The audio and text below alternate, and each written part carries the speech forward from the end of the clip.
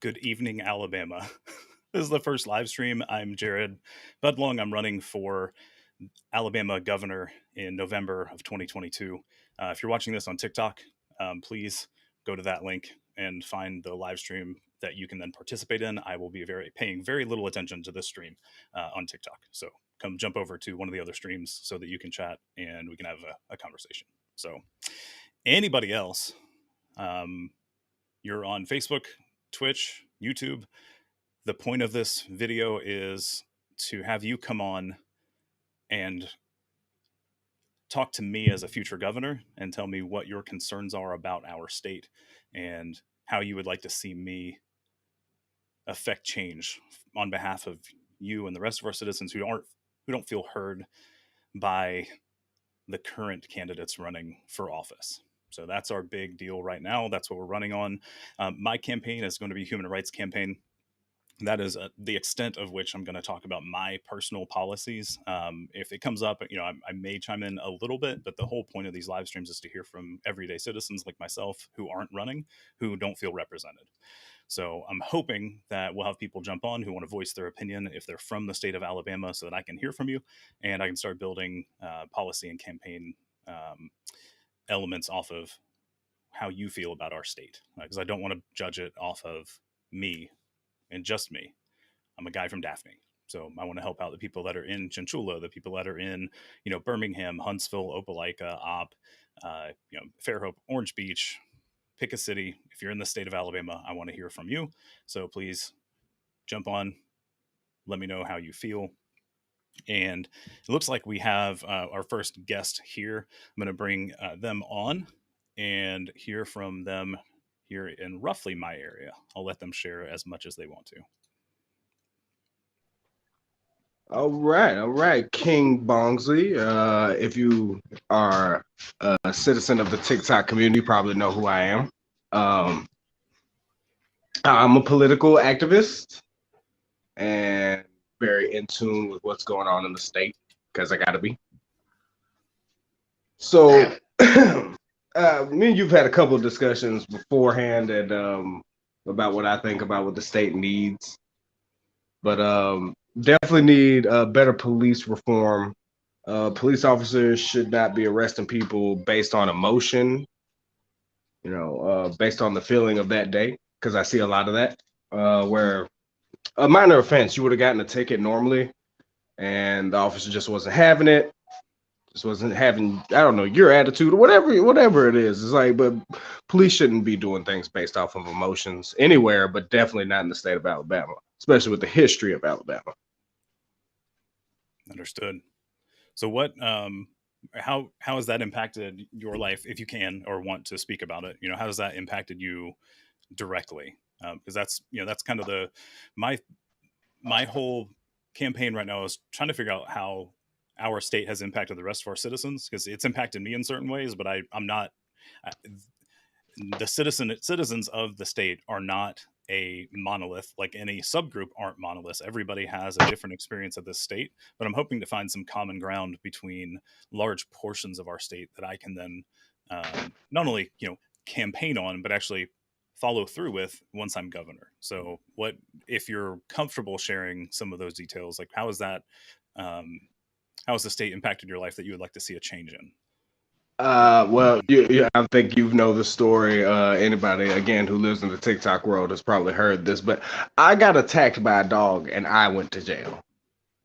Like, I got attacked by a stray and I was the one who was arrested. I mean, technically the dog got arrested too, but so I didn't know that part. So I know a little bit of that story, but for the people who are probably thinking the same thing I was when I first heard that story, that doesn't sound possible, right? right. So to be arrested because a dog attacked you doesn't sound feasible, at least to people of a certain demographic. I'll say that sounds ridiculous. So, do you mind jumping in a little bit into how that happened? Okay, so it was early one morning. There was a dog barking its head off in my backyard, and for my dog's safety, because me and my wife, we rescue trained dogs. So I have some training in how to handle an irate dog. So I go out there with the training. Like, okay, the dog's stuck in a briar bush. It's probably hurt. It's probably not even angry. That's my first thought of thinking. So I go out to the briar bush. I dishook the dog. Now it bites me once, and I just back up and make myself big and loud so it'll calm down, or at least be intimidated enough for me to release it from its pain. I'm like, all right, the dog's hurt. It's gonna bite when it's hurt. Hit dog gonna holler. Right. I go to release the dog again. No, the dog is already released. The first time I pulled it from the briar bush, it was already free. It didn't try to run off. No, it stood its ground to attack me. So the entire time I'm like, oh shit, let me pick something up to swing at the dog so it'll back up. I swing once, smack the ground just to, back the dog up. The dog does not back up. It bites the thing in my hand. Okay. And it lunges at me, bites a deep hole into my leg. So, since I couldn't get it off by shaking, I smacked the dog. I hate that I did that because I love animals. Like me and Yeah, my I mean, wife are very much animal rights activists for self-preservation, certain things. right? Instincts kicked in So at some point. So. yeah, instincts kicked in. I defended myself from the dog. Now I didn't know at the very beginning of this interaction that there was a police officer across the street, over 50 yards away. There was a yard and a street in between us. So the dog attacked me for a full 7 minutes. Now I don't know if anybody has like dealt with dogs who is watching, but 7 minutes in a dog attack can be deadly. More than 3 minutes in a dog attack can be deadly. So the fact that the police officer sat there for 7 minutes, watched me get attacked by a dog, and then came to arrest me after I finally gotten the dog off of me, felt more like the police officer cared more about the dog than my life because of his emotional attachment to dog. Okay. So what? How long did that? Uh, how long did that arrest affect you? Like, were you incarcerated for a certain period of time, or was it just like a holding until they, took details, or what happened afterwards? Oh, so I was only arrested for 24 hours because I was able to make bond, but it's still affecting me to this day because I can't leave the state of Alabama right now because I'm under what's called indictment. Like I'm waiting to be indicted to go to a grand jury case for felony animal cruelty. But animal cruelty, the law for animal cruelty states either randomly attacking a dog or randomly attacking an animal unlawfully or mistreatment of an animal you own. So I don't own the animal and I had a reason to attack the dog. Right. Yeah, So that's yeah. neither to the layperson. I don't practice law. I'm not an officer. I've never been a part of law enforcement, but you know, to me that doesn't line up. So that's I'm thank you for sharing it because I know some people don't want to share the nitty gritty details, but kind of the reason stuff doesn't change, at least in my opinion, is that stuff isn't known that it's happening. So to hear stories like yours and letting not only myself know but other citizens know that like, hey, if something like that has happened to you, you're not alone. Like that's if anybody's seen the story that came out from uh, Brookside, um, up near Birmingham, that's recently been a part of a large expose, I think is probably the right word, through AL.com, talking about the corruption that happened there. You know, I'm sure people complained, but it didn't get the attention because nobody knew that they were all having the same treatment, right? So if we can share our stories, even ones that are like, hey, yeah, I ended up in jail and now I have I'm indicted, and like all this stuff that on paper sounds horrible, but it's for self defense practically. That's what it sounds like. Again, not a lawyer, but knowing that you're not the only person. I'm hoping other people will hear some of these stories from people and find out that the problems that everyday citizens are facing aren't one-offs. Like that story that you've been holding on to for 10 years isn't just you. There's plenty of people that are going through some atrocious things that need to change and don't, at least from what I've seen, don't seem to be addressed from the current candidates or the current administration. So um, is there anything else you wanted to bring up and talk about on the show? We're I'll interrupt the show for a second. If you're watching, we've got a couple of people watching that I can tell on Twitch and Facebook and YouTube. There's a couple of people watching TikTok still. If you guys want to jump on and you're from Alabama, please first go to one of the other platforms because I can't interact with TikTok right now. But we'll give you a link in the comments. You can jump on and share your grievances, for lack of better terminology. But we want to hear from everyday citizens. You don't have to know me. The whole point is to have you guys on and share those. So I'll say that, and then Bongsley, if you want to continue. Yeah, I got a long list of things. Like I said, political TikToker, got to be in the know of the state. Education, big problem here. Like the education system is very disorganized with its filing. For one, back to a personal story between me and my wife. We have a 14-year-old son. Now, when he was 12 back when you had to go to court. He was 12 or 13, and they say he hadn't been in school since he was like 8. But when he turned 9, we switched over to AALVE, which is Alabama Online Learning Virtual Academy, whatever. Yeah. AALVA, yeah, Alabama Learning Virtual Academy. So he was doing homeschool on a virtual platform, K-12. From 9 to 13, he was in school every day, and yet, and you probably followed me on TikTok long enough to see that. I had to come up with $1,000 to get her out of jail to get a court date for her to just show that he had been in school for the last 5 years. Yeah, and that she was wanted. Yeah, and they had the mistake that she was wanted in Baldwin County and Mobile County for him missing school, but we've never lived in Baldwin County.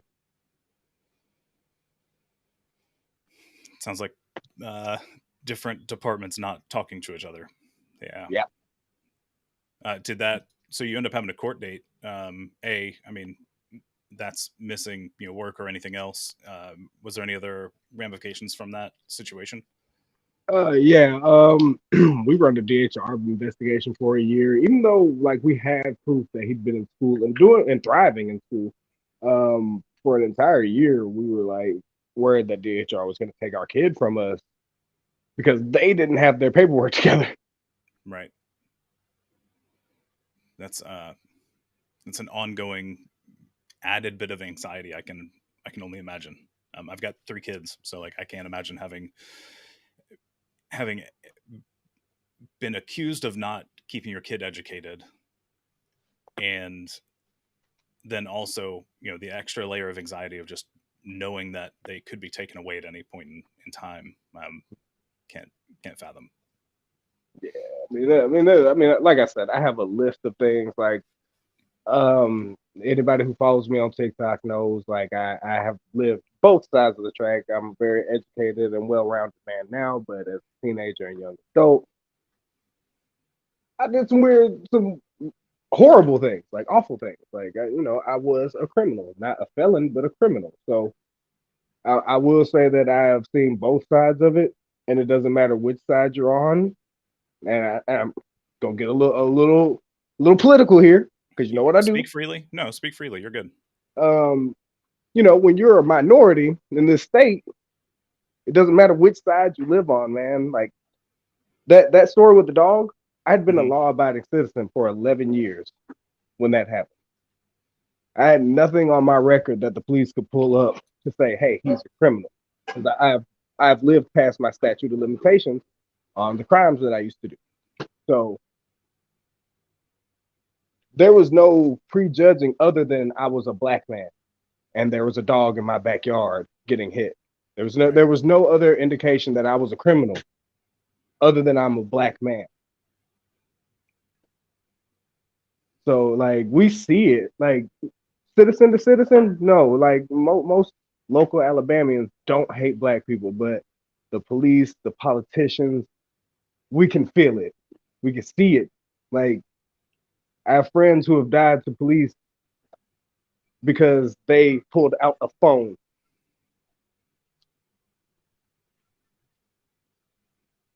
Just But my white friends, but my white friends can pull, not even pull, have whole shotguns in their back seat, right.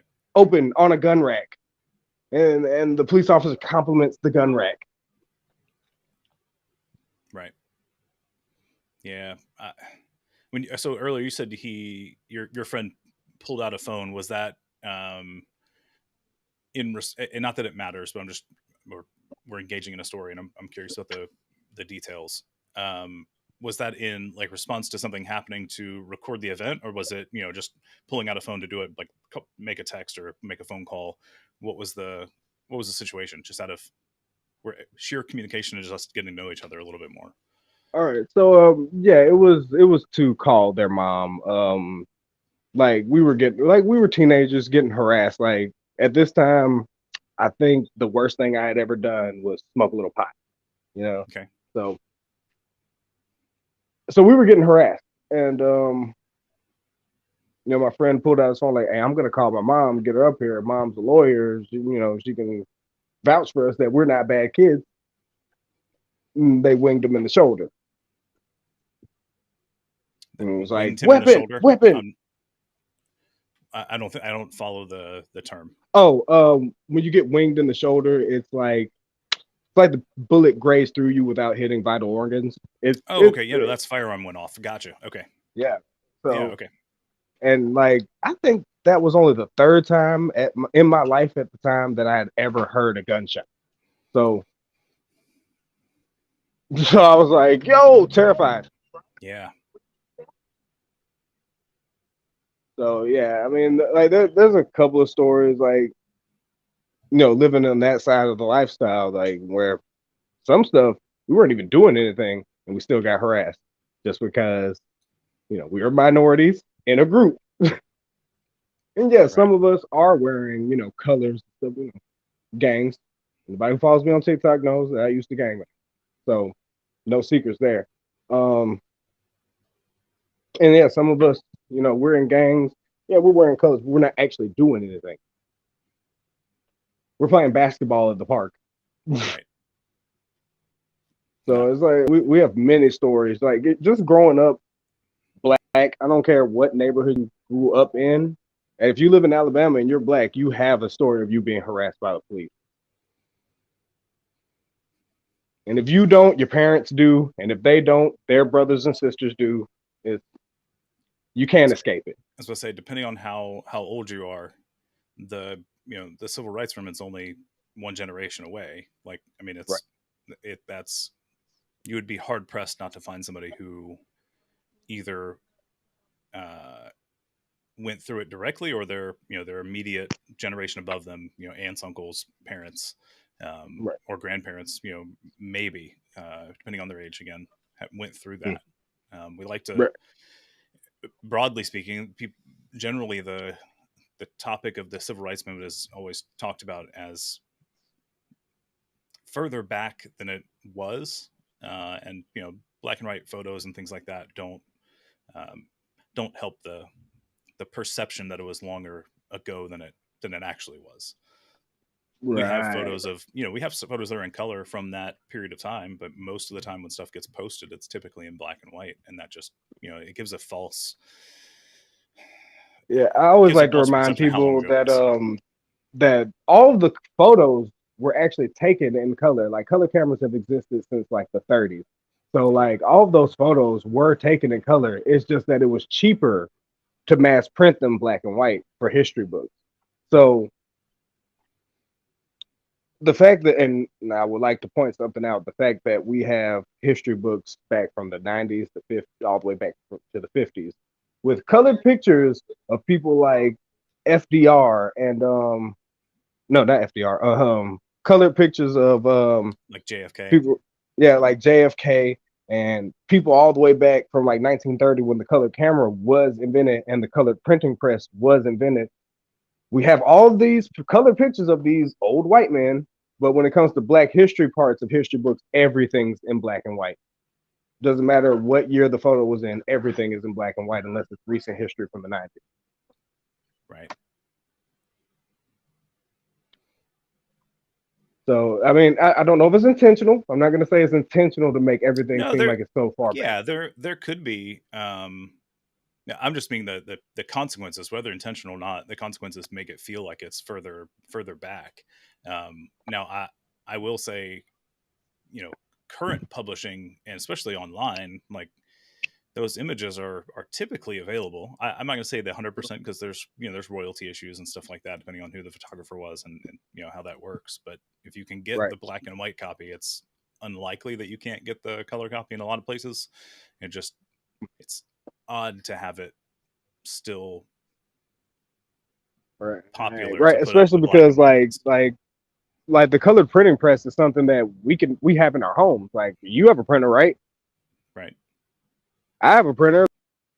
Like I could print the entirety of a complete color and change the font and color of the letters and print an entire history book, 468 pages, the average size of a history book.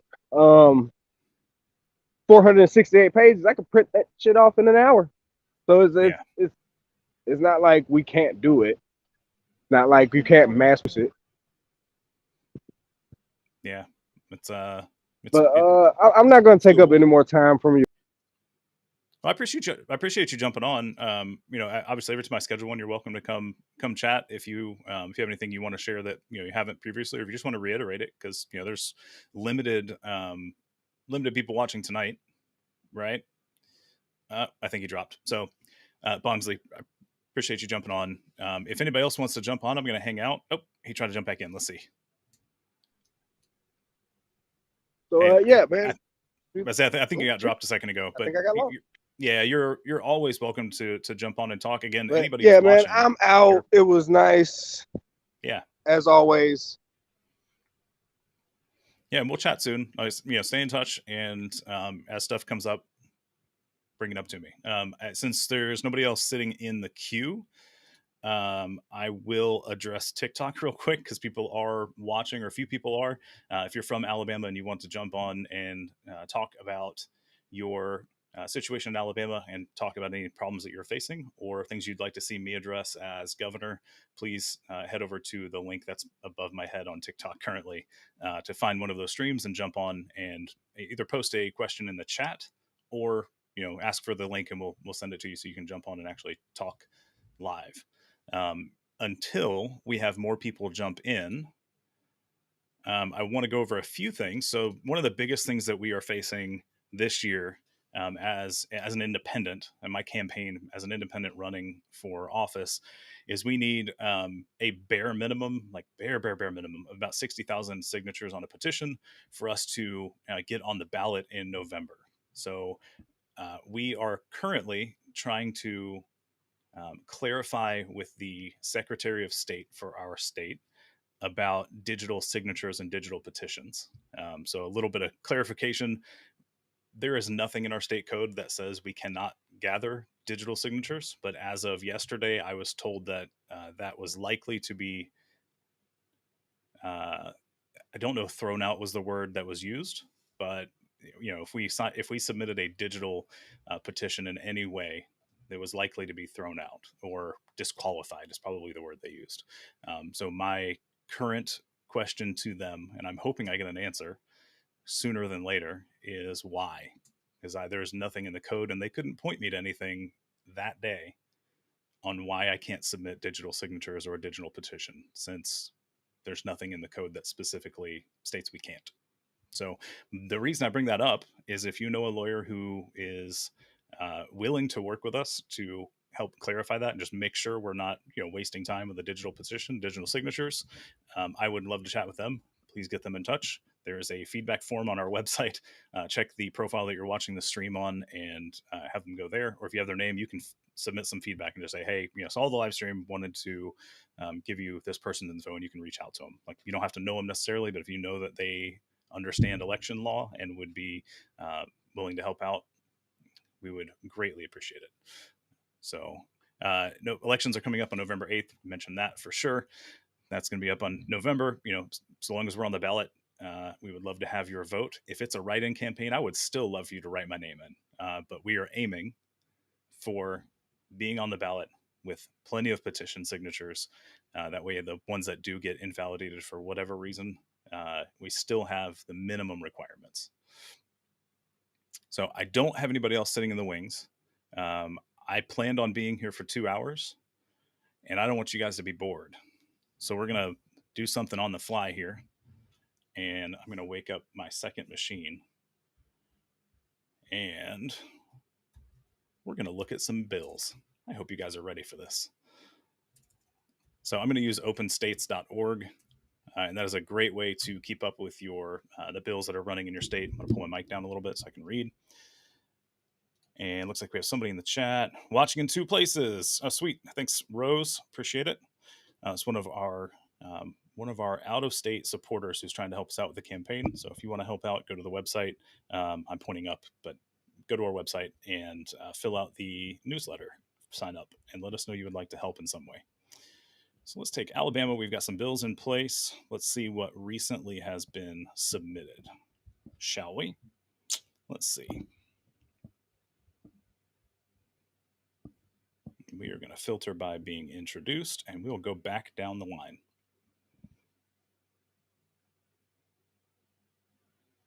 Actually, so somebody brought up a question on TikTok, since there's nobody in the live stream and no questions in the chat. Somebody asked if I've switched to Democrat yet. No, I am running as an independent. I have not seen anything from the Democratic Party or the Republican Party that I align with, so I am running as an independent. And I had a question above that: how many signatures do we need? We need at least 60,000 signatures, and that'll be cutting it very close depending on how many get invalidated. So we will need more than that. The hope is to be able to do it digitally so that we don't have to turn in 10 reams of paper to Montgomery come May 24th, which is the due date for the petition. So we're filtering by date. We have Alabama Bill SB 254. So let's take a look at that. Synopsis: child care daycare centers required to allow entry to parents and guardians during state public health emergency. Submitted by Clyde Chambliss. Let's see. Hope I'm pronouncing that last name correctly. Usually get pretty good at that. All right, we're just going to read synopsises. If you really want me to read through the entire bill, I'm going to need you to comment and say that you want me to read the entire bill. This one's only 1 page, so I'll probably read this end anyway. But if it's like 10 pages, I need to know from you that you want to hear the entire thing read out. And that might be these live streams for a bit until people feel comfortable jumping on and voicing their opinion. Somebody says I align so much with the Democratic Party. I have not seen that. So again, I'm reading off TikTok, but I don't see a whole lot in the Democratic Party that I align with from a material perspective. They say lots of things, but not a lot of things happen. So I'd prefer actions over talk. All right, synopsis for SB 254. This bill would require daycare centers to continue to allow parents and legal guardians to enter the center during a state public health emergency. This bill would also provide for civil immunity for daycare centers acting in accordance with its provisions. We'll read the whole thing because it's only like a page and a half. Relating to childcare, to prohibit daycare centers from restricting a parent or legal guardian entering during state public health emergency, be it enacted by the legislature of Alabama, Section 1A, for the purposes of this section, the following terms shall have the following meanings. 1, daycare center, the same meaning as provided in Section 3872. Go look that up yourself in the State Code of Alabama, 1975. Again, that's Section 38-7-2. Phrase 2, state public health emergency, same meaning as provided in Section 31-9-3 in the Code of Alabama, 1975. And let's see, Part D. We are during a declared state of emergency, public health emergency, a daycare center shall continue to allow parents or legal guardians to enter the facility consistent with all applicable federal laws and regulations of the Center for Disease Control and Prevention or any limitations set by a state or federal public health order. Sorry, that was B. C, a daycare center may require the visitor to comply with all reasonable health and safety protocols of the daycare center that have been established to protect the health and safety of the visitor, children, and staff of the daycare center. Part D, a daycare center acting in good faith compliance with this section shall be immune from liability for any actions taken under this act. And Section 2, this act shall become effective on the first day of the third month following its passage and approval by the governor or its otherwise becoming law. So we're not going to talk about how we feel about these currently, because I am here again to hear from you guys. I don't want you to feel like I'm monologuing my policies at you. So if you want to jump on the live, actually my campaign manager would like to jump on and talk about something that somebody sent us separately. They weren't able to join tonight. But Taylor, if you want to jump on and talk about some mental health coverage. And let me pop the comments back in, or not comments, the captions. Can you hear me? Should be. Yep. You should okay, be cool. So there is immediately there is an anti-trans bill that's going through the legislature, SB 184 or HB 226. I didn't know if you wanted to look those up, which apparently could do harm to trans people in Alabama. And I know you had mentioned that your campaign was like based on human rights, Yep. and trans rights are human rights. What were the bill numbers again? SB what? SB 184 / 84. HB 226. I don't know what numbers you need for that. I put 186 on accident. I combined Okay. the two. So. You can go ahead and speak on it. I'll read the synopsis after I've pulled it up, unless you want me to read it first. It doesn't matter. It's up to you if you want to go ahead and read it.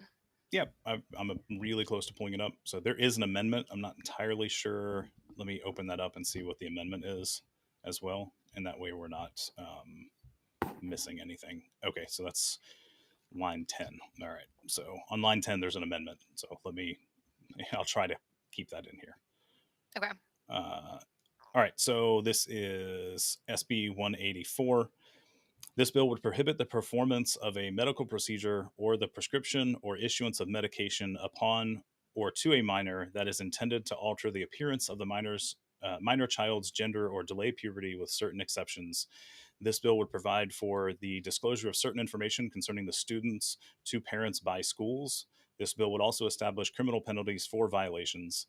Amendment 621 of the Constitution of Alabama of 1901, as amended by Amendment 890, now appearing as Section 111.05 of the official recompilation of the Constitution of Alabama of 1901, as amended, prohibits a general law whose purpose or effect would be to require a new or increased expenditure of local funds from becoming effective with regard to a local government entity without enactment by a 2/3 vote, unless it comes within one of a number of specified exceptions.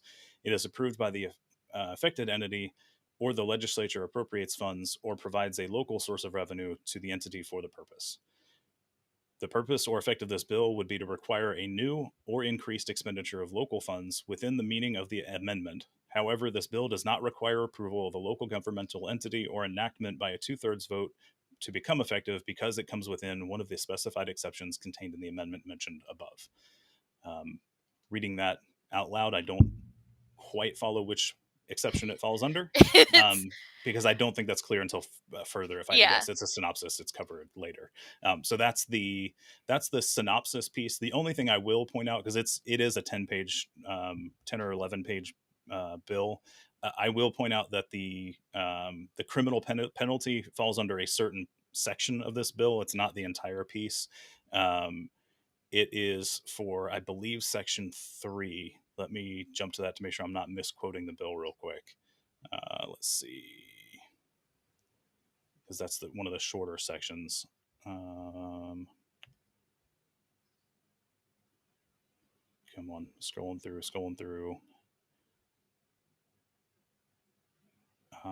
Let's see. Again, I want to make sure I'm not misquoting which one this is. Yeah, it should be Section 4. No person shall encourage or cause any of the following practices to be performed on a minor if the practice is performed for the purpose of attempting to alter appearance of or affirm the minor's perception of his or her gender or sex, if that appearance or perception is inconsistent with the minor's sex as defined by the act, which means their assignment at birth. Correct. So the penalty for this, though, is a Class C felony. So basically, if anyone helps a minor feel more affirmed in their non-assigned at birth gender, they can be convicted of a Class C felony. So there, it's 11 pages. Please go read it. If you comment and tell me you want me to read it, I will read through the entire 11 pages until we have somebody else who wants to jump on, because that's why I'm here. But Taylor, I want to let you continue because you had somebody who wrote in regarding this bill. Sorry. Well, The amendment. It's on page 8, line 9, that when they talk about altering the body to better align with your assigned sex at birth, they forgot to include male circumcision in that, so they've made an amendment so of that male course, circumcision is not something you can be charged a felony with. of course, because that's important. You know. To some people, including the Yeah. people who wrote this bill. So, the person that wrote to me just had a few points. I just wanted to touch on like the beginning of that bill. It's based on fear tactics. You know, it's people are not physicians and stuff like that. They're not out here prescribing surgery and things like that willy nilly. Like, you know, you can't just go to you can't just go to your GP and be like, I'm trans, give me some testosterone. So like, you know, that's just a blanket statement that needs to be said is, you know, it's fear tactics are being used. So also greater access to services, more specifically for children and families. Um, so they said DHS isn't carrying the best reputation at currently, and forward thinking changes could help a lot of people and prevent certain lawsuits that have happened in other states. And then you are a tech guy, so you'll appreciate this. Rural communities access to internet infrastructure. The internet has become a lot of people's primary means of healthcare for both mental and physical health, but there are still parts of the state that struggle with accessing this, which is, you know, in this global pandemic that we're 2 years into, a lot of things have gone to online, and you know, in the boonies there are still places that can't get reliable internet. Right. You know, and if you some people just can't afford it. You know, there are still people living in in poverty at poverty level, and you know, that's not exactly, sometimes internet's not a priority. Yeah. And That's then if it's accessible.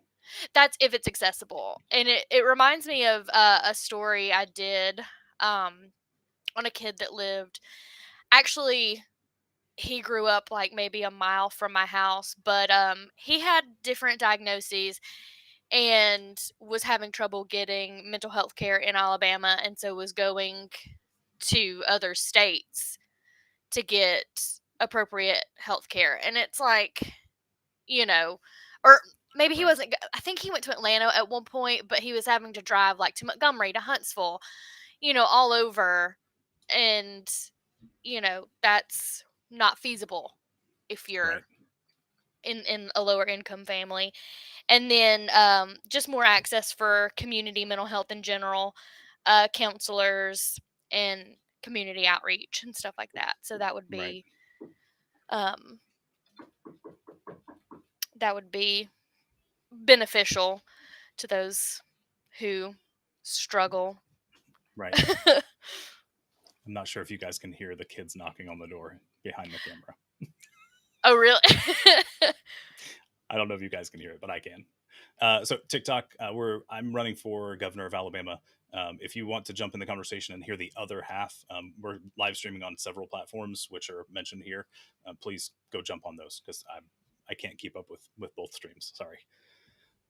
Yeah. So there's lots to consider. Like, again, my campaign will be about human rights. Like that is the focus, and I need to talk to more people from both that community and the medical profession. Because if you read through the full bill, I read through it, they make a lot of claims. And the thing that I don't understand is that um, they don't back those up in the bill, right? So they make a bunch of claims, and if true, like there's some things in there that sound like a good reason to have concern, but they don't cite any kind of sources. And again, honestly, I don't know if that's the way. I don't know if that's the way you're supposed to do it in a bill. I think that'd be a good idea, though, if you're going to make really big claims, at least mention where the claims come from, even if you can't, give a detailed description like you would expect from a high school paper, like a term paper or something, right? Even if you can't give an entire, bibliography? Am I thinking of the right word? Yeah, or works cited page. Yeah, like at least mention who, where you got the info from, because otherwise I would have failed if like, I didn't cite my it's source. yeah. So again, like that's where we need to look into this. So like it's been presented to the state legislature, and they haven't. I don't know. Maybe they have since this one got put in. Do you know if they've voted on this one in the House yet? I'm not sure. I'm not sure. Okay, one of them has been recently. It was either this one or the bathroom one. I'm not sure which one got voted on, but it's only half of the legislature. So yeah, so hearing this and then hearing from people who would be affected by the bill, because I would not currently be directly affected by this bill, but that doesn't mean it's not important to our citizens. Right. So if you personally have experience in this community and want to voice your opinions on the bill and what you're aware of, even if you haven't read the entire thing, but just from what we've talked about or what you've heard, come talk about it. Because again, the whole point of this is to hear from our citizens, to know how you feel about our current situation with the current options we have for governors, or even legislatures. But either way, if you don't feel represented by our current officials, then I want to hear from you, because my goal is to represent you, because I didn't feel heard either. So that the whole point of this entire campaign is to give a voice to the people that don't feel heard. So that's the end goal. I did send a link out to somebody that's watching on Twitch. So Rosie, if you want to jump in, you have a link. Feel free to jump into the stream if you can't fully understand, but you're welcome to speak up and speak your piece about how you feel about the state of Alabama, which way it's heading. You don't have to enable your camera if you don't want to. You are welcome to do what you feel most comfortable with, especially if you're just seeing this randomly and didn't realize that you were going to potentially jump on a live stream. So we will talk to TikTok for a little bit. Oh, so let's see.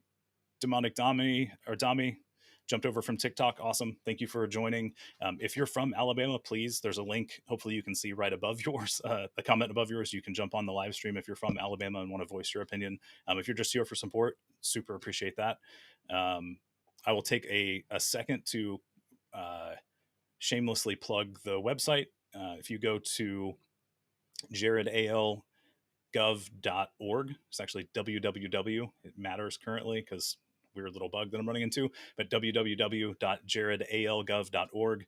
You can fill out a feedback form. So if I've said something that isn't accurate, or you want me to know about something, but you're not really comfortable being on the live stream, you can fill out the feedback form. If you want to schedule a meeting with me, I have my calendar listed on the Meet page. Like, you can schedule a phone call, you can schedule a video conference. If you want to set up a town hall, I would love to do those. It'll have to be virtual for now, unless you're in my immediate vicinity. So if you're in Baldwin County, Mobile County, let's schedule a town hall and get people together and actually chat. I will do my best to live stream those as well.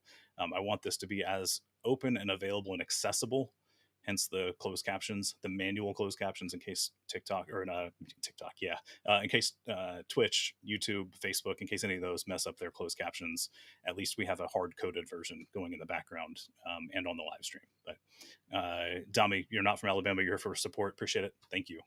Go to the website and sign up the MailChimp newsletter, and I will let you know as soon as we can use some boots on the ground / on the internet outside of sharing stuff like this. So let's see, jump into another bill, I guess. And I think that's all the pre-planned feedback we had. So if you would like to jump on and talk about anything that you are passionate about, especially the state of Alabama and how things are turning out here currently, please let us know in the comments on Twitch, Facebook, or YouTube so we can send you the link. TikTok, you can't click links, otherwise I would paste it there, but you can't even click the link, and it's a ridiculously long comment. That's not going to work. So head over to one of those platforms. All right, so let's jump into a different bill. Let's see what else we have. Let's see. Recently submitted, at least. Let's see. Actually, so we're focusing on human rights. So we have a bill that has been introduced from one of our representatives from Huntsville, I believe. I don't remember their name off the top of my head, but it's HB 360, I believe. Let me pull that up real quick. Yeah, so this one is super important because it's, again, human rights. We care about people. So the idea behind this one, and I don't think it's super long, so I may just read it. Yeah, it's 4 pages, including the first cover page, which has 5 lines. So let's read through this real quick.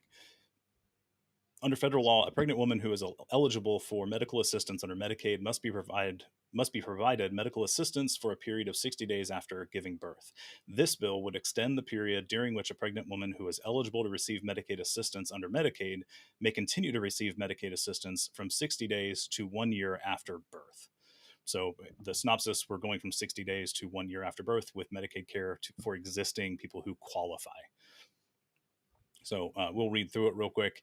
Relating to Medicaid, to extend the postpartum coverage period for pregnant women eligible for Medicaid assistance, be it enacted by the legislature of Alabama. Section 1, the legislature finds all of the following. The question of how to provide comprehensive quality health care to all Alabamians, regardless of income, health status, age, or gender, has been one of Alabama legislature has asked itself time and time again. New mothers in Alabama are suffering because of their lack of access to postpartum health care. Pregnancy-related death rates have been dropping worldwide, while they have more than doubled in the United States in the past 30 days, rising from 7 deaths per 100,000 live births in 1987 to 17 per 100,000 in 2016, according to the Centers for Disease Control and Prevention. Alabama women die from pregnancy and childbirth complications at more than double the rate of women nationally, according to the new numbers from the National Center for Health Statistics at the Centers for Disease Control and Prevention. As of 2018, Alabama ranks 6th highest in the nation in maternal death rates, while Alabama's most current recorded rate at 36.4 maternal deaths per 100,000 live births, and that's compared to a national rate of 20.6. With the expansion of Medicaid, around 397,000 uninsured Alabamians would be eligible to receive low-cost health insurance, with the majority of these residents being employed. Covering low-income adults would also reduce the burden of medical debt, now the leading cause of personal bankruptcy. Expansion of Medicaid will result in reduced state spending on healthcare-related services to those previously uninsured residents with incomes below 133% of the federal poverty line. In addition to enhancing access to healthcare, expansion of Medicaid would promote revenue and economic activity in the state, resulting in the preservation and creation of jobs. Section 2, the Alabama Medicaid Agency shall continue to provide medical assistance to a woman who is eligible for medical assistance for pregnant women who, for a period of not less than 12 months following the date of the woman delivers or experiences an involuntary miscarriage. So that actually is a period no less than 12 months. The synopsis says up to a year, but it's actually at least 12 months or no more, or no less than, sorry. Continuing on, if before implementing this section, Alabama Medicaid Agencies determines a waiver or authorization form, let me start over. If before implementing this section, the Alabama Medicaid Agency determines a waiver or authorization from a federal agency is necessary for implementation of this section, the agency shall request the waiver or authorization and may delay implementing the section until the waiver or authorization is granted. Section 3, this act shall become effective on the first day of the 3rd month following its passage and approval by the governor or its otherwise becoming law. So, not entirely sure if anybody wants to jump on and talk about that. But as a parent of 3, I can only imagine how much good that would do for the families who need it. Um, Taylor. Sorry, I actually was chatting with a friend of mine today, about she made the joke that, she almost pees every time she sneezes. And for those of you watching on TikTok, I actually I did see a video of a woman who gave birth, I want to say some European country, and she was talking about the care that she received after she gave birth was, 100 times better than what women receive in America. And, you know, it's it's a joke. It's a joke how bad it is Yeah. after women give birth. You squeeze a human out, and, maybe 48 hours later you're home, and, it's complications arise Pending in pregnancy. complications.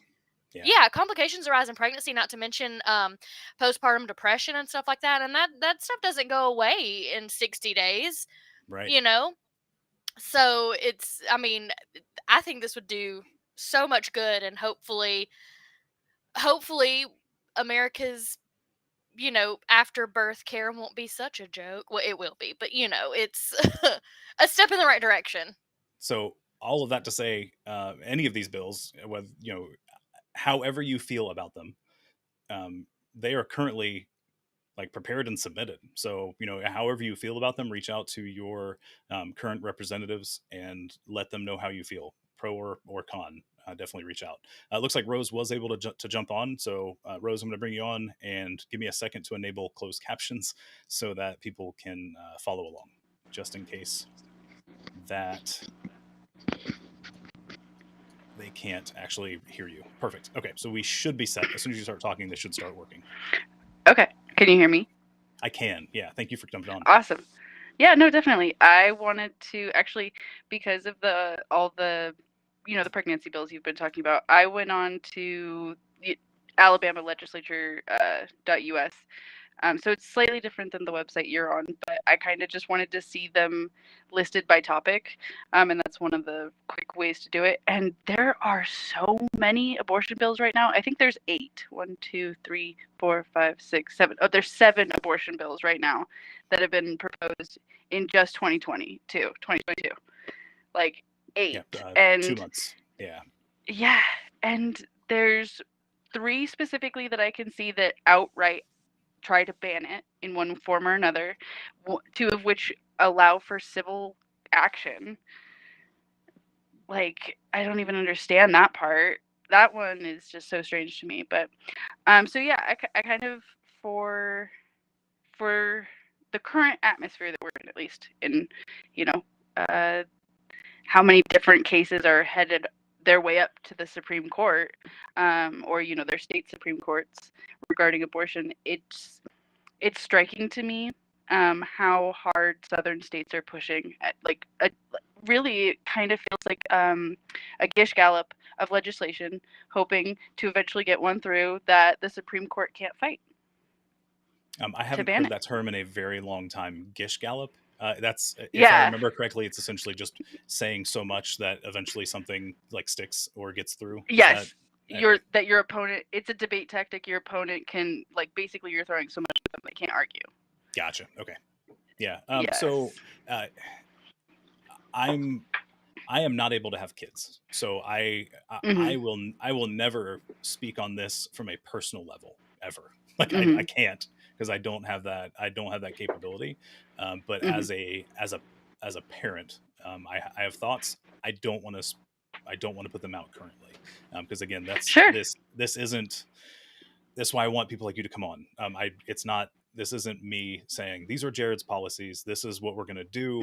Like, this is how I feel about X, Y, and Z. I have those feelings. If you're curious what my basic feelings on them are, go to the website and go to positions. Like, I've laid them out there as a rough positioning. But the biggest thing is we want to preserve human rights, and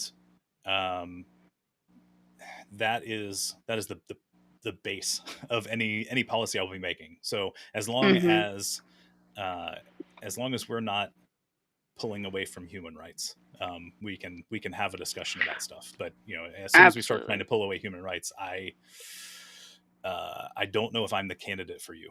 I personally believe those candidates already exist, and you are better represented by someone else. I think is Sure.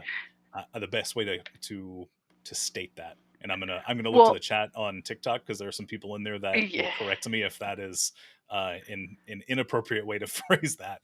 But I think that's the best way I can phrase that currently. Phrase that again. Say it again, Jared. I was trying to. You were trying to follow. Yeah, there's somebody having Jonathan. trouble. Yeah, Jonathan Depew said he can't hear, but I was asking if he was on YouTube or No, he's Twitch or probably whatever. just watching on TikTok. Okay. Again, if you're on TikTok, go to one of the other platforms. The audiences, or the Audio. citizens who are speaking are on those platforms. This is just to get people's attention, so that you can jump on the other platforms, because it's TikTok doesn't allow me to rebroadcast to multiple places with itself. So anyway, I'll say it again, and my campaign will be focused on human rights. So if you are attempting or want to take away rights from humans, you should look elsewhere for a candidate. I don't know how to say that any nicer. I don't think you could be wrong with that sentiment either, personally. You would be surprised at the people that I've interacted with, and that's fine. No, they I'm have not. different views, but I'm I'm not coming your from candidate. someone. Yeah, I mean, I had people when I worked at the gas station literally tell me that they wished they could bang California off the map. So yeah, I'm not surprised, but yeah. It's unfortunate, but that's how some people think. What I'm hoping, being incredibly candid, is what I'm hoping is I'm not in a minority of how people would like to treat other people. So that's whether we agree on the very minute specifics of any given topic, I'm hoping that we can relate on human rights should be a very big priority for people, because the citizens are all humans, and we should be wanting to do better by every citizen of our state and country. But I'm running for governor. I can't directly affect the rest of the country. So, right. And somebody just commented on Facebook, cringes from California. So they resonate with what you're saying. That was my ahead. feeling. Didn't know how to respond. Oh no, sorry. Yeah. The only thing I would add to that is if human rights is a big focus of your campaign, I would say, for me as a Alabama resident, I would also include, even as much as people don't think immigrants are a big portion of Alabama economy, there are tons of migrant workers that do construction, and they do there's agricultural work out there for them too, as much as people don't believe it, and especially the processing. A lot of the meat production and processing is migrant workers, and they are heavily mistreated. And so I just would hope that would also be included along with some of the other parts of human rights. Yeah, everything, because I think that's really neglected in Alabama. Yeah, everything human rights related is on the ballot, so to speak. At this point, again, I am not proposing any kind of campaign policy or promises right now. I don't have enough as a nerd. I don't have enough data at this point to make those. I can't, with a good conscience, I can't make a decision on what we should campaign on without hearing from people first. I don't know how people. Well, I'm here to speak it. Yeah, I appreciate the feedback, and if you want to put some thoughts together and jump on the next one, I'm planning on having these regularly. I'm not sure what that regularity looks like, but I'm hoping weekly. The day of the week may vary depending on how this goes. We've had some consistent views for about an hour now. If Saturday night works better for people, we will do this on a Saturday night. I'm serious about running for governor. It's very early days. I admit that we don't have a lot of infrastructure in place yet, but that's coming. So we're hitting the ground running, and we're putting stuff in place. And speaking of infrastructure, somebody in the comments earlier mentioned that infrastructure needs to be addressed. Our state has the worst roads in the country. That is not the only thing that our state is coming in last for. So I would love to hear more. I know this person. If you would like to jump on and talk, you are welcome to follow the link, which I don't think we posted. Taylor, if you can post that link to Facebook, you are welcome to jump on. Yeah, I can And post it and send it to you. yeah, and make sure to pick. Oh, you know what? We probably can't post to. I think it says we can't post to Facebook from our handy dandy like studio area. It says read only. If you can jump over to Facebook, like in another tab, and actually just post that, that would be helpful. Yeah, okay. Cool. Okay. Would you like for me to hop out to open room I- for some? We have room for more people to jump in. So if you have anything else you want to talk about, you're welcome to. They'll show up on my side, and I'll let you know if somebody's jumped in. But right now, we don't have anybody Okay. in waiting, and I don't have any. I don't have any comments to look through on TikTok other Sure. than not being able to see and hear. But that's because they're on TikTok. They can't hear everybody else. They can only hear me. Fair enough. And the only way I can do that, at least easily, is to potentially add echo for everybody, and we don't want to do that. So, Oh gosh, no, Yeah. that would be awful. Yeah. Personally, I think either way though, I would say there's one specific abortion bill that I was, I mean, it is such a, it's such an attempt at framing, basically framing the mental, I want to say brainwashing, really, against abortion. As Okay. prenatal care. That's what this bill is. I think it's HB 349. I don't think that's the same one that you were talking about. I think I you're was talking I was about reading 360. 295. Yeah, I was Okay, reading 360. 360 earlier. Yep. Yeah, so so HB 349 in the 2022 general regular session. Yeah. Mm-hmm. Yeah, that one. It's again. It to me just seems like they are attempting to do a lot of what the I guess I kind of, they're not called abortion buses, but I refer to them as abortion buses. Yeah.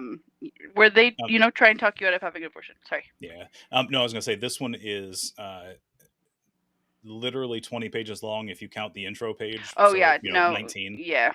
The synopsis though is only a page, so I don't mind reading the synopsis just so we all understand kind of the overview of what they're trying to do. We don't have anybody waiting the wings, and I don't have any new comments to address. So we should be actually still struggling to participate and watch.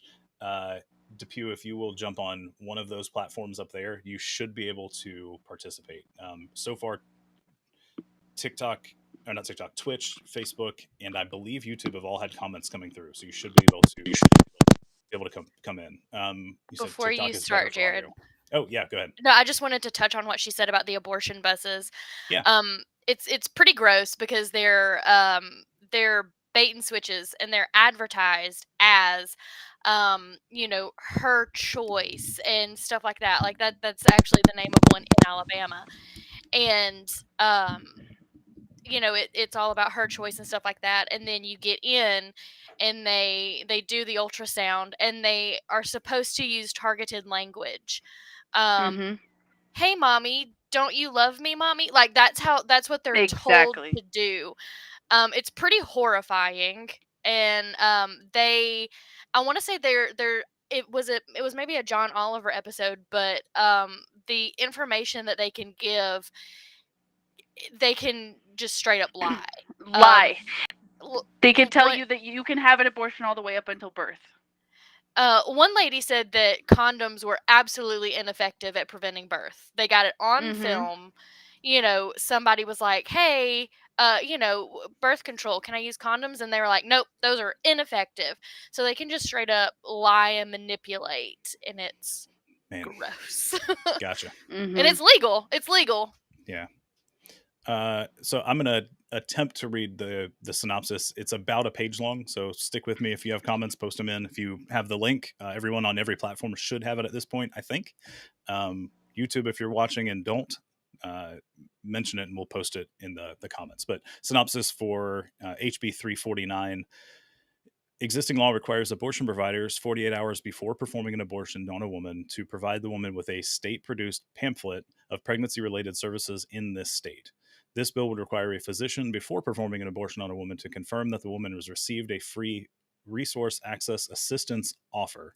This offer would be provided through a phone call to a toll-free number that is staffed by support professionals who would explain available pregnancy-related services to a woman, help her learn about and connect to those resources, and make available additional direct support related to her pregnancy.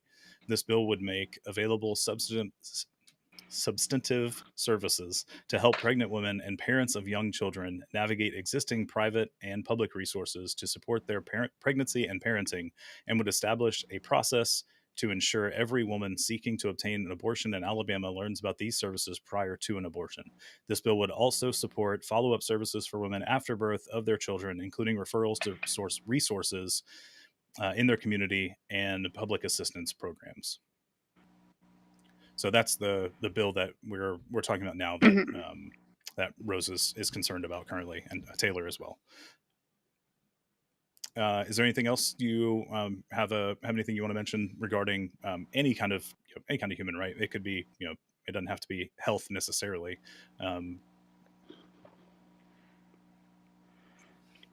Somebody is mentioning that they want to know how to interact other than the comments.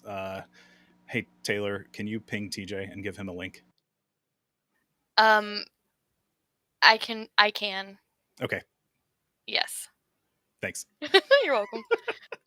I think I got a private message, and that's where that came from. So, Rose, did you drop off? Yeah, sorry. Yeah, I had completely lost audio for a second there, so sorry. Oh, gotcha. Okay. I mean, if you have anything else, feel free to keep talking. If you want to drop off, you can. I'm not here to hold you hostage. No, I'm here to listen. So I'm happy to be here. I mean, honestly, if you're aching for content, I am here for that part, because I was actually for the bill that you're referring to. The reason why I was or the bill I brought up that you were reading the synopsis for. Thank you, by the way. Yeah. The part of the reason why I did bring that one up specifically is because that synopsis makes it so benign. And it does, it's one of those things that most people, one, don't read the 20-page legislation. I don't blame them. A lot of legalese goes into it. You're reading it yourself aloud. You see, may, shall, will, must. These are words that are used in verb tense we're not used to. So anyway, it comes across as so benign, and so when people are like, oh, call into your representative about such and such bill, and people go and they read the synopsis, they're like, oh, well, why would I be against that? All they're doing is they're saying that before she can get an abortion, she has to have been told about the optional resources around her. And that's just not what, there's so much more to this. So I'm trying to find exactly the part. Yeah, so when they say optional resources, to me, again, I've only read the synopsis of this specific bill. I haven't read the rest of the 18 pages or 17 pages because we got to part of page 3. But what about those resources are you aware of and concerned about? I guess is the best way to phrase that. So it's really kind of, I did catch kind of the tail end of, I think you said their name was Taylor. Taylor, I caught the back end of what they were saying, I think, and mentioning how the phrasing, I think I kind of jumped in, accidentally interrupted them as well, but the phrasing that they provide to you when you're in these quote-unquote resources. And the reason why maybe I'm biased, maybe this is just my mentality automatically assuming, well, it's a southern state, what gets funded there if not religious-based resources? There's very little, there's 1 or 2, I think, Planned Parenthood in the entire state. Like there's not resources that are unbiased to them very often. And so when you are discussing how these women must be receiving the forced appointment for these resources before they can have access to an abortion, to me, my mind immediately jumps to those the resources, religious institutions that are providing resources. I got you. Okay. Yeah. So like stuff like that is what I literally have no way of having that experience. Like I couldn't have known that experience. So like that stuff that I wouldn't even pop in my head when reading through this, I would, from my perspective, I wouldn't have a reason to know that. So that's why I'm doing these live streams, is to hear from everybody's perspective. Cause I don't know, I forgot who I was talking to earlier today, but it was like, I'm a white presenting man from Daphne. I don't know what it's like to live as a Latino person from, Opelika. Like there's no way for me to connect to that community. So I have to hear from those people before I can make any decisions that will impact their lives. So I Right. need to hear from people from all types of situations so that I have a better understanding of how I can help improve the state, but also not negatively impact those communities that are overlooked so often. Right. Taylor, did I think you? Yeah, Taylor. Yeah, jumped in no, for I a was just second. gonna say people actually forget Planned Parenthood exists. Yeah. I've had friends, you know, need something as simple as STI care, and you What know, is STI care? Sexually transmitted infection. Gotcha. Okay. So they've needed something as simple as STI care, and it was a male identify. It was a cis male, and I was like, go to Planned Parenthood, and he just kind of was like, what? And I was I like, would not have. I Mhm. would not. That would not have been my first thought. yeah, well, and that and people forget that they offer things, and therefore they forget they exist, and so we don't know that somebody might not go to one of these, as we're talking about, these bait and switch places because they forgot that Planned Parenthood exists because there's so Mhm. few in Alabama. Yeah. So we did have somebody else jump in. So Rose, if you Yep. want to wrap it up and say anything else, No, I'm happy to say it or hear it. I'm really thankful that you are hearing our voices and preparing your platform based on our voices. I think that is going to make you an outstanding candidate, and I really appreciate your time. I appreciate it. My only request of you is to, at the very least, anybody watching this, when you see a petition with my name on it to become a candidate on the ballot by May 24th, please sign it. Even if you don't plan on voting for me, that's fine. Just give me an option. Give me a shot at having an option on a free and fair election. Like if the people want to vote for me, they need to have the option to check a box with my name on it. So that would be my request. So sounds Rose, great. Awesome. Thank you for jumping on. Yep. Good night. All right, TJ, we're gonna have you bring on. Hope you're ready because I can't hear you yet, but we'll see in just a second. There we go. TJ, you're on. Hey, can you hear me? I can. Yeah. Okay. And Hold on, let me see what's up. that adorable kid in the background. Yeah, sorry. No, you're good. Yeah, so you're a parent. That shows some perspective there. Welcome to the stream. Thanks.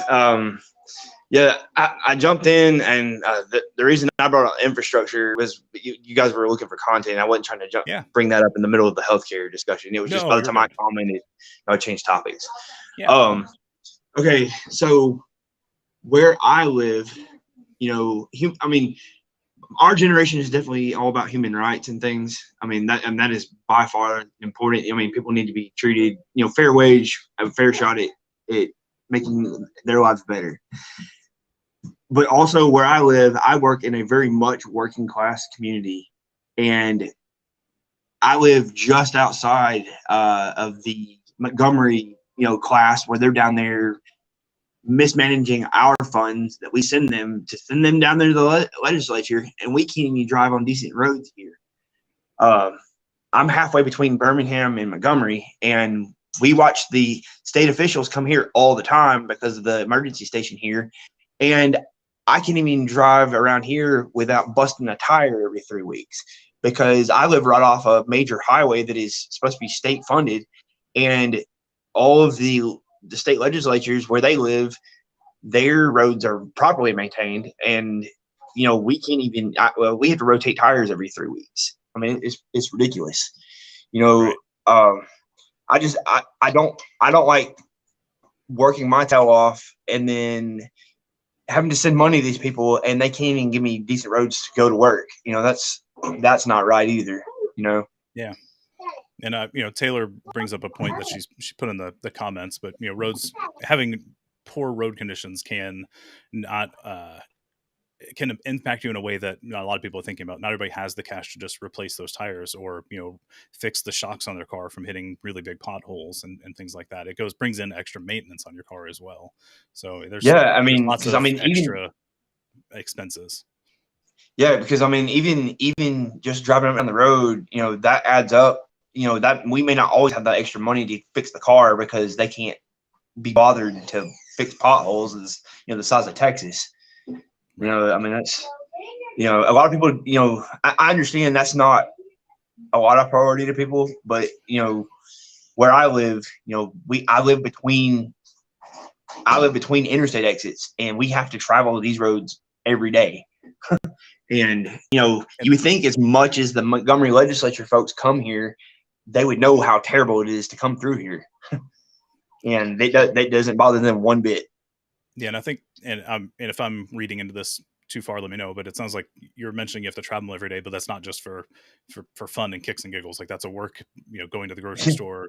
Every trip you make away from the house is using those roads that are then adding extra cost to your life through maintenance on the car.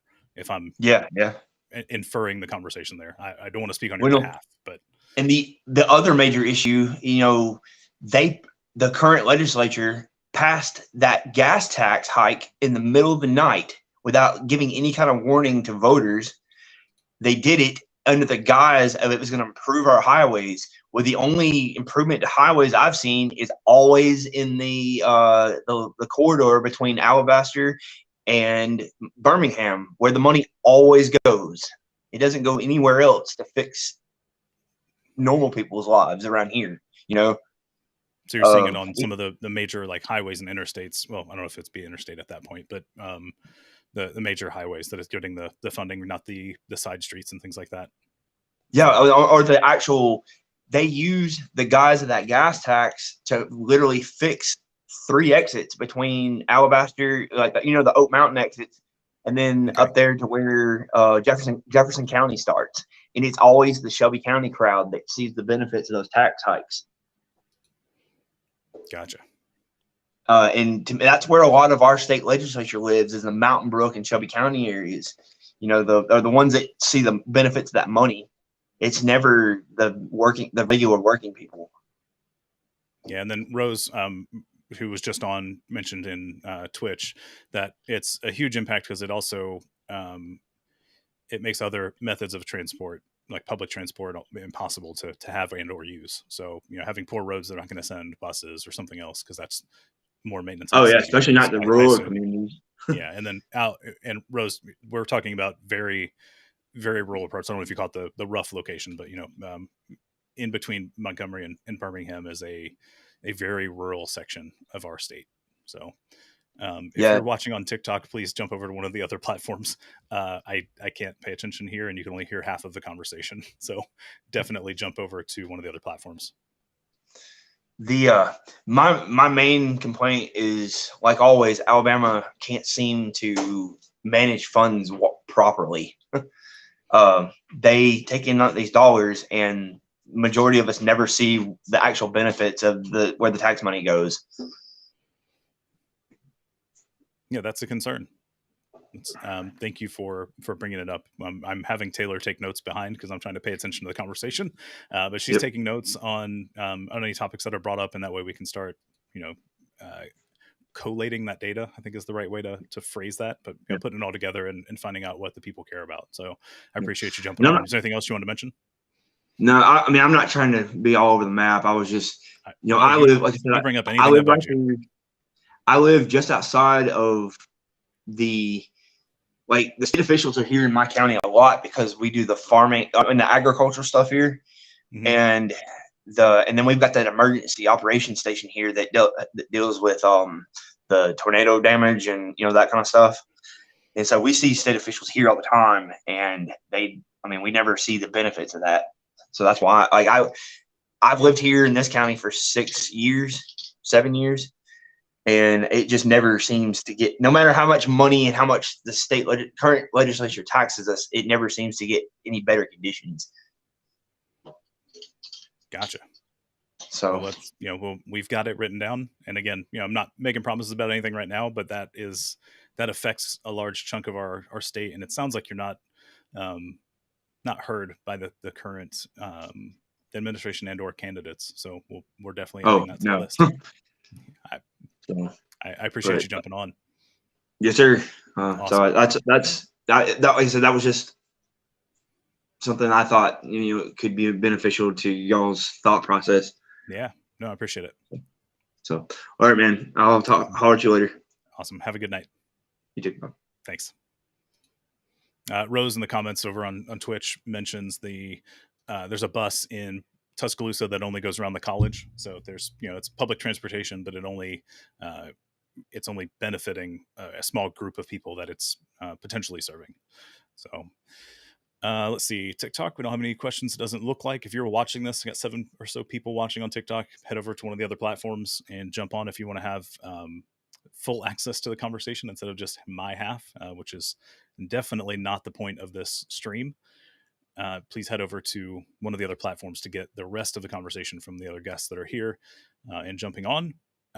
For now, see, I planned on sticking on till about 9 o'clock, and I think we'll just keep that up. Got about 40 minutes left. So if you know anybody who would want to voice their opinion to the future governor of Alabama, please have them jump on one of the platforms like Twitch, Facebook, and YouTube, and we will happily give them a link where they can jump on and voice that opinion.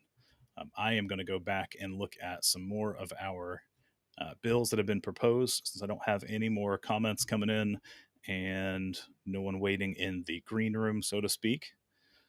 Let's jump in. I'm going to skip any amendments because those, I found out the hard way, those are really hard to read online and let people follow, because it is redacted sections and added sections, and it's really hard to give the full impression of what's happening. So fully advised going over to openstates.org/AL. That's a good resource. Rose, if you want to put in the comments the website you mentioned earlier, I think it was just the legislature's website, but if you want to put that in the comments so people can use that, that's another great resource to keep up with the bills that are being proposed, because there are a lot as of this regular session so far. Let's see, that's a calendar, not worried about that. Here we go. HB 388. In Jackson, alcoholic beverages, draft beer, city council may authorize sale. Let's jump into 388 and see what that has to say. Don't know if there's anybody here in Jefferson County, but there is no synopsis. So we're going to skip over that one and we're going to jump straight into the bill. So relating I'm technically to in Jefferson, and I think I know Jackson. Who... This is Jackson. Oh, I'm sorry. I think I know. No, I don't. I was gonna say I think I know. City of Jackson in Clark County. I should clarify. Okay. The way it's written as the headline does not make that clear. So, gotcha. Somebody I know that's in the House recently proposed a bill that had to do with the sale of alcohol. So, gotcha. Who proposed that one? Let's see if it tells me at the first page. It should. By Representative Easterbrook. It says N and P. Nope, that's not. Okay. Interesting that's I don't know. Some of that stuff doesn't make sense how it's referenced and quoted, but so we'll jump in. It's only one page, so we'll read through it real quick. Again, this is HB 388. Affecting the city of Jackson and Clark County, authorizing the city council to provide for the sale of draft or keg beer by retail licensees of the Alcohol Beverage Control Board, be it enacted by the legislature of Alabama. Section 1, this act shall apply to the regulation of the sale and distribution of alcohol beverages in the city of Jackson and Clark County. Section 2, the city council of the city of Jackson, by resolution or ordinance, may authorize the sale and distribution of draft or keg beer by retail licenses of the Alcoholic Beverage Control Board in any size containers for on-premises or off-premises consumption. Section 3, this act shall become effective immediately following its passage or approval by the governor, or its otherwise becoming law. So if you are in the city of Jackson and Clark County, there is a bill up for the city council to approve alcohol sales for on-premises and off-premises consumption. So if you have any relation to that bill, talk to your representatives and let them know what you feel, because that's the only way that we get heard, is by telling people. If you're in the chat on any of the platforms that we're running live on outside of TikTok, because I can't post the link there and you can't click on it, so I'm not going to, go to one of these other locations. We're happy to give you a link to jump on if you're from Alabama and want to voice your opinion. I'm sticking around for about 35 more minutes. We'll do these again, so if you aren't prepared to speak today,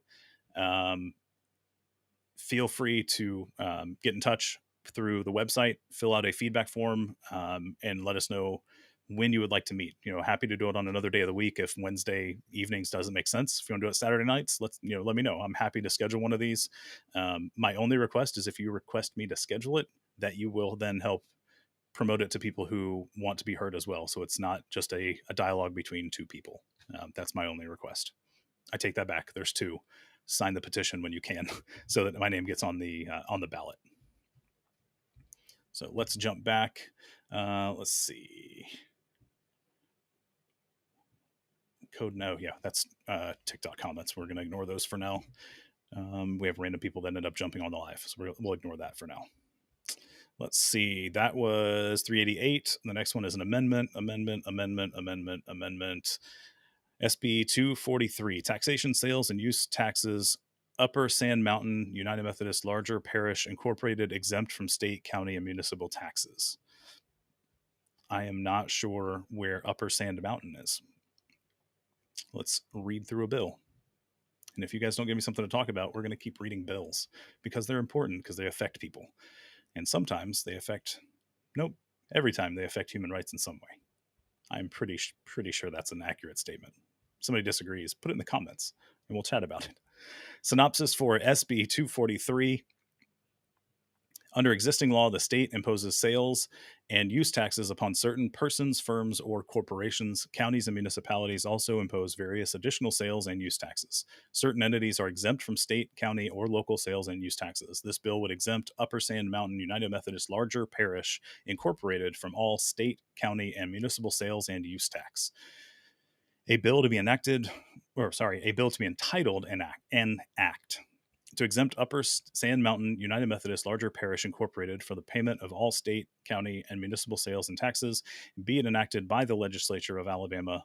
Section 1, Upper Sand Mountain United Methodist Larger Parish Incorporated is exempt from paying all state, county, and municipal sales tax and sales and use taxes. Section 2, this act shall become effective on the first day of the third month following its passage and approval by the governor or its otherwise becoming law. So if you are near Upper Sand Mountain United Methodist Larger Parish Incorporated and would like to voice your opinion, do so to your representative.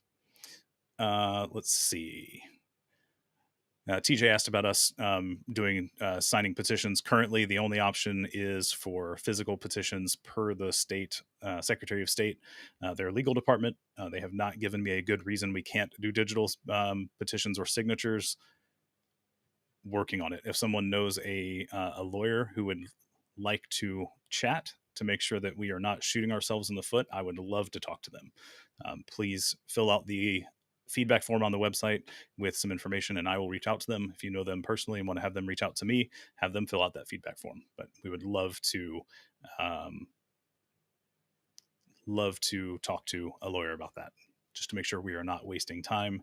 I think printing off and getting signed and delivering 10-ish reams of paper will be a bigger waste of time. So I'm hoping to do digital signatures or petitions. So let's jump into another bill because that one was pretty straightforward. It does not directly affect me. It looks like our campaign manager says Sand Mountain is in the upper west corner of Alabama.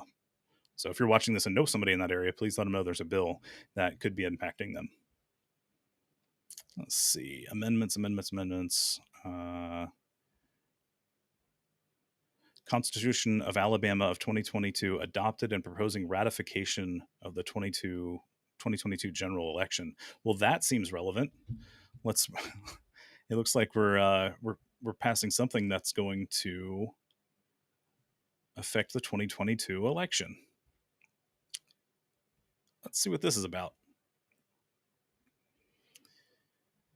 Adopting the proposed Constitution of Alabama of 2022 and proposing ratification at the 2022 general election. Whereas Amendment 951 to the Constitution of Alabama 1901, ratified on November 3rd, 2020, requires Director of Legislature Services Agency during the 2022 general session to propose a draft Constitution of Alabama of 2022, which is a recompilation of the Constitution of Alabama of 1901, rearranging the Constitution in proper articles, parts, and sections, removing all racist language, deleting duplicate and repealed provisions, consolidating provisions regarding economic development, arranging all local amendments by county of application, and making no other changes. And whereas the Joint Interim Legislative Committee on the Recompilation of the Constitution was created by Act 2021-523 to assist in the revision of the Constitution of Alabama of 1901, input from the public regarding the revision and collaborate with the director of the Legislative Services Agency in preparation of the proposed draft of the Constitution as required by Amendment 951.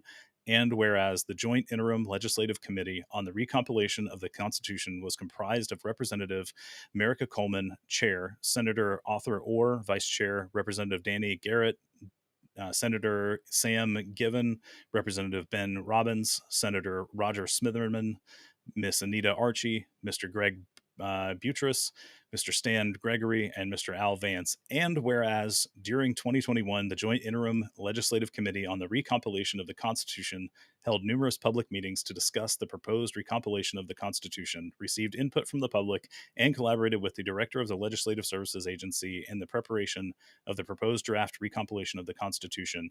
At its November 3rd, 2021 meeting, the committee unanimously voted to adopt the draft recommended by the Director. And whereas the proposed Constitution of Alabama of 2022 uses as its base the statutory recompilation of the Alabama Constitution of 1901, authorized by Act 2003-312 and appearing as volumes 1 and 2 of the Code of Alabama 1975 for over 15 years. And whereas the final draft of the proposed Constitution of Alabama of 2022 is available for review on the website of the legislature and the Secretary of State and has been made available to any state agency, county, or municipality for posting in accordance with Amendment 951, now therefore. Be it resolved by the legislature of Alabama, both houses thereof concurring.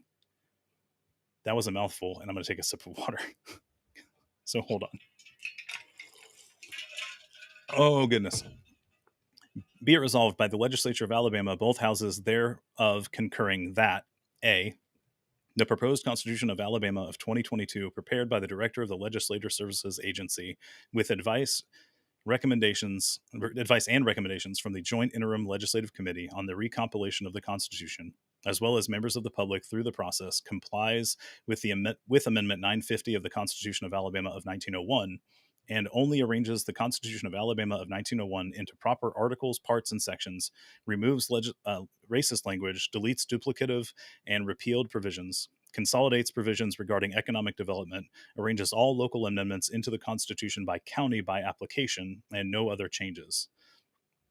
B, in accordance with Amendment 951 to the Constitution of Alabama 1901, the draft Constitution of Alabama 2022, proposed by the Director of the Legislative Services Agency with advice and recommendations from the Joint Interim Legislative Committee on the Recompilation of the Constitution, is hereby adopted and incorporated by reference herein. One more breath. The proposed Constitution of Alabama 2022 shall be submitted to the qualified electors of this state for ratification pursuant of Amendment 714 of the Constitution of Alabama 1901, now appearing as Section 286.01 of the official recompilation of the Constitution of Alabama 1901 as amended, and Amendment 951 of the Constitution of Alabama of 1901, except that the text of the proposed Constitution of Alabama of 2022 shall be published on the public website of the Secretary of State and website of the legislature, and shall be made available without cost to any agency of the state or municipality or county in the state that operates a public access website for publication on the website at their request. Almost done. Upon ratification of the proposed Constitution of Alabama 2022 by a majority of the qualified electors of this state voting on the question of the ratification in accordance with Amendment 951, this resolution and the election laws of this state, the Constitution of Alabama 2022 shall succeed the Constitution of Alabama of 1901 as the supreme law of the state in accordance with Amendment 951. An election upon the proposed Constitution of Alabama of 2022 shall be held at the 2022 general election, at which time the officers of the general election shall open a poll for the vote of the qualified electors upon the ratification of the proposed Constitution. The Secretary of State shall place the question of ratification on the election ballot and shall set forth the following description. Proposed adoption of the Constitution of Alabama of 2022, which is a recompilation of the Constitution of Alabama of 1901, prepared in accordance with Amendment 951, arranging the Constitution in proper articles, parts, and sections, removing racist language, deleting duplicated and repealed provisions, consolidating provisions regarding economic development, arranging all local amendments by county of application, and making no other changes. This description shall be followed by the following language: yes or no. That was a really long way to say that, I think, but maybe that's how the bill is supposed to be written. So, yeah, so I don't think we have anything we can say about that because I think it's already been approved from what I'm reading. I could be misreading that 7 pages in, but I will move along because I don't think, well, let me scroll back and we may actually have questions. So let's see. Sent in Discord, cool. And then I don't have any TikTok questions. We got 4 people still on TikTok. We've got about 4 people on the other streams. Cool deal. We will keep going, and if anybody has any questions or something they want me to talk, or they want to talk to me about, rather, please mention it. Otherwise, we're going to skip the next couple because they're amendments. Amendment. Let's see. That's Upper Sands. We already talked about that. Amendment.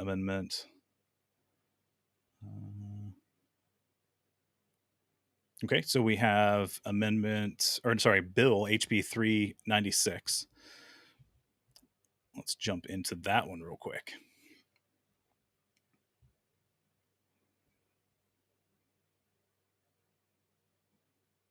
This bill would authorize the judge of probate to appoint up to 1 high school student to work as a precinct election official at each polling place in the county on election day. Did they say which county this is for? It did not. So I guess that's all counties. All right. This bill would provide for qualifications for a student to serve as a precinct election official and allow the student to count any absence from school resulting from his or her service to the precinct election official as an excused election. A bill to be entitled an act.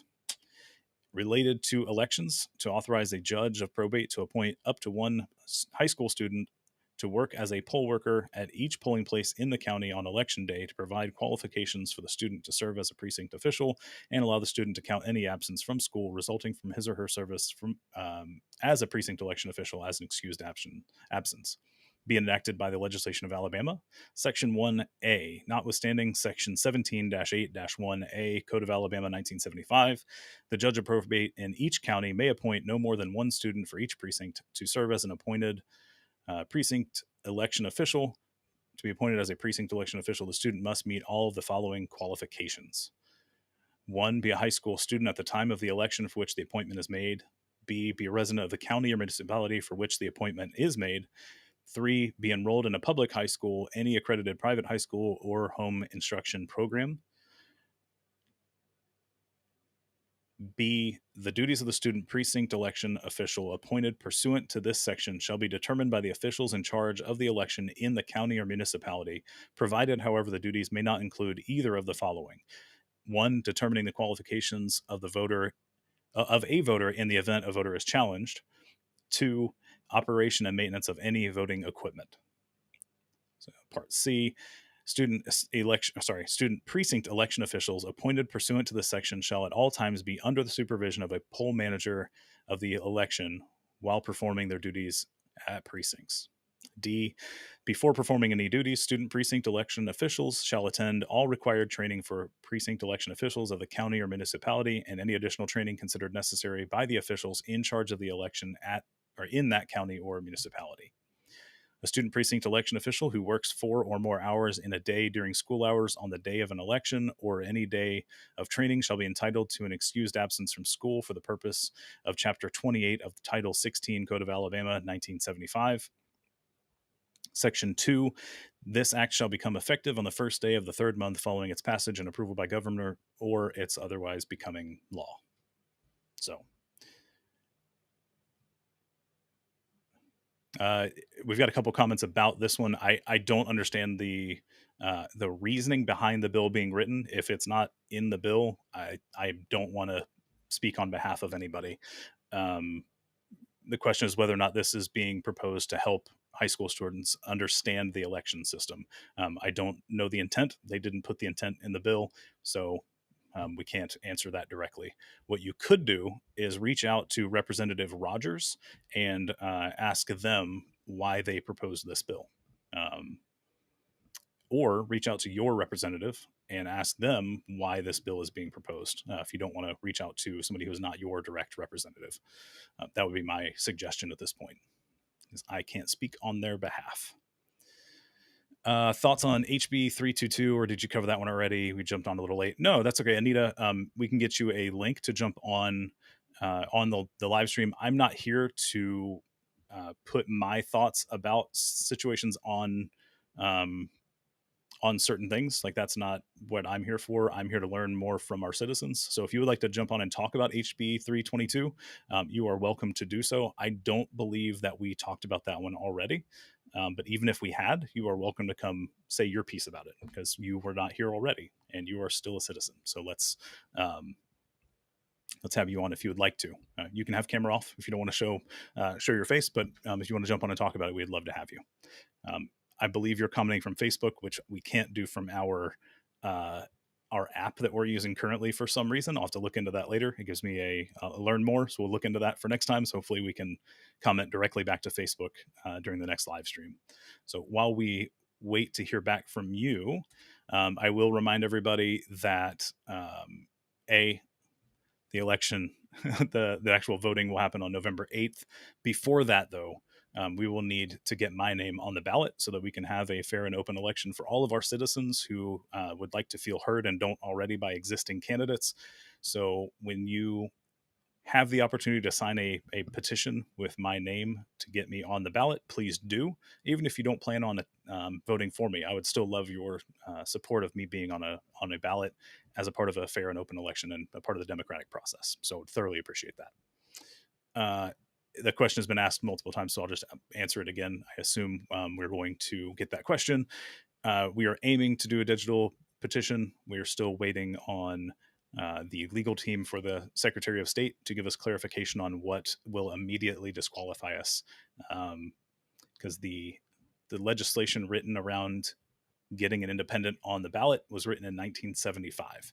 So it does not even consider the idea of a digital signature. So if you know a lawyer who would like to talk and like to help me out and understands election laws or is willing to help interpret them for me, please reach out to me through the website or have them reach out. There's a feedback form. They can put in their info there, or you can, and I will reach out to them to get more help, because getting a little bit of pushback, we'll say. If you are watching on TikTok, TikTok, if you're watching on TikTok and you want to interact with us directly, you can head over to one of those other platforms and message in the comments. Or if you live in Alabama and want to talk to us, the rest of us and my campaign, please put a comment and we will give you a link so you can join. Anita, we are not here to. Anita asked if we were covering stuff yet. I'm not here to talk about it. I want to talk to students, to other citizens, and find out what their perspective is, and join the next live. Get your thoughts together, and then join on the next one that we schedule. And if you have any ideas on when you'd like to schedule this, if this is not an opportune time for people, happy to do it at some other time during the day or another day of the week. So somebody else, I think earlier, or maybe before the live stream, proposed a Saturday evening. Happy to do that as well. Definitely let us know either the comments here or go to the website and give us feedback and say what day and time would work best for you.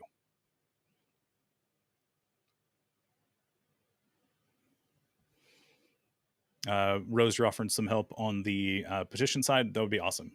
At this point, we basically need legal advice. I've had several people look into it several times from different perspectives, and there is not a clear answer the way it's written. So it's going to be an uphill battle, but I'm hoping to hear from a legal professional so that we can pursue that effectively. I'll say it that way. We may end this a little bit early. It's about 15 minutes before 9. We've been going for an hour and 45 minutes, but I appreciate everybody that has jumped in. If you're on TikTok, again, go follow the other social media platforms if you want to jump in live next time. If you are from Alabama and you want to speak on the live, this is a one-way broadcast to get people's attention. It won't let us rebroadcast the guests here as well, and we can't bring these guests to the other platforms. So the simplest solution is for us to broadcast to as many platforms as possible. So I appreciate you guys watching on TikTok. You're hearing one half of a conversation. Please join on the other platforms if you want to hear the other half of the conversation, especially if you want to jump in as a citizen of Alabama and voice your opinion to the future governor of Alabama, fingers crossed. So we're going to hit the ground running or continue running, because we've already hit the ground and started running. We're going to keep that going. If you want to support us, head over to our website listed here, but www.jaredalgov.org, and fill out the feedback form or sign up for the MailChimp newsletter. We're not going to blast you with a bunch of emails. I have yet to send one, because we want to get some people in there and have a plan for people to help us out before we start blasting those out. So I think we're going to cut it out here, Taylor, unless you have something else that we need to discuss on the stream. I think we're going to cut it 15 or 13 minutes early.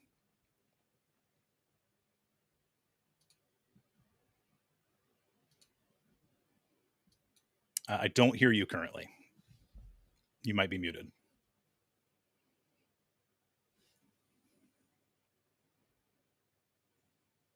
You might still be muted. I'm